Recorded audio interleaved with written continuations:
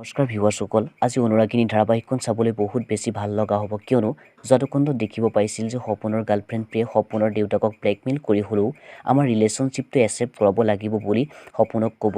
আৰু আনফালে দেখিব পাব যে জেঠাইকে প্ৰীতমৰ মাকৰ আগত দিতিৰ যে কেঞ্চাৰ হোৱা নাছিল সেই কথাটো আগৰ পৰাই জানে।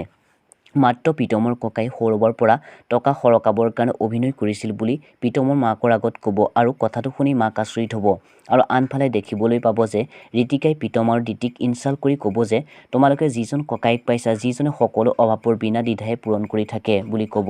ভিউৱাৰসকল, আজি খণ্ডত দেখিবলৈ পাব যে সপোনৰ দেউতাক বহুত খঙত থাকে আৰু ক'ব যে সকলো সিদ্ধান্ত মোৰ মতে এইখন ঘৰত হ'ব আৰু সকলো নীতি নিয়ম মোৰ মতে চলিব লাগে বুলি মাকক ক'ব। আনফালে দেখিবলৈ পাব যে প্ৰীতমৰ মাকে দিতিক ক'ব যে দিতিয়ে এইখন ঘৰত ডান্সৰ স্কুল খুলিব নোৱাৰে বুলি ক'ব। বন্ধুসকল, সঁচাকৈ আজি অনুৰাগিনী ধাৰাবাহিকখন চাবলৈ বহুত বেছি ভাল লাগিব।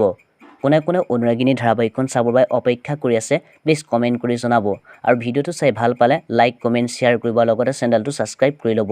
ধন্যবাদ।